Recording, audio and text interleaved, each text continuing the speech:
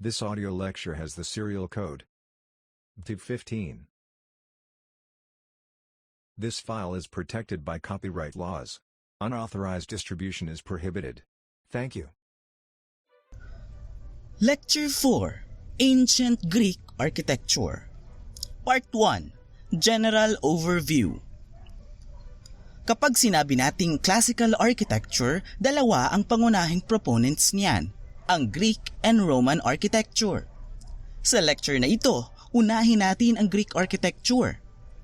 Ang arkitektura ng ancient Greece ay generally tumutukoy sa mga structures na itinayo hindi lang sa Greek mainland at sa mga isla ng Aegean Sea, kundi pati na rin sa mga naging colonies dito tulad ng Asia Minor o ngayon ay Turkey, Sicily, and Italy noong 900 hanggang 27 BC. Pero bago tayo dumako sa discussion tungkol sa mismong arkitektura ng sibilisasyong ito, alamin muna natin ang naging kasaysayan nito at kung paano ito nagsimula bilang isa sa pinakataniyag na ancient culture and civilization sa mundo. Iba't ibang mga kultura at settlements muna ang umusbong bago maging isang matatag na society ang ancient Greek civilization. As early as 6000 BC o Neolithic period pa lang, may mga agricultural settlements na sa Greek Peninsula. Ang peninsula ay isang uri ng lupain na konektado sa isang malaki pang lupain at nakausli sa karagatan. Napapalibutan ang Greek Peninsula ng tatlong mga karagatan, ang Ionian Sea, Aegean Sea at Mediterranean Sea. Karamihan sa mga early inland settlements o yung mga malalayo sa dagat ay agricultural ang pamumuhay noon.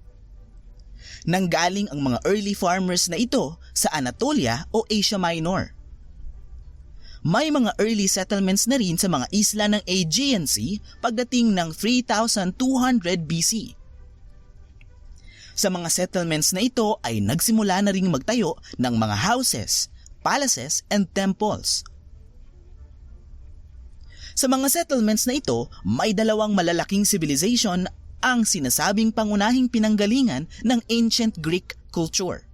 Ito ang Minoan civilization na na-develop sa isla ng Crete at ang Mycenaean civilization na na-develop sa Greek Peninsula.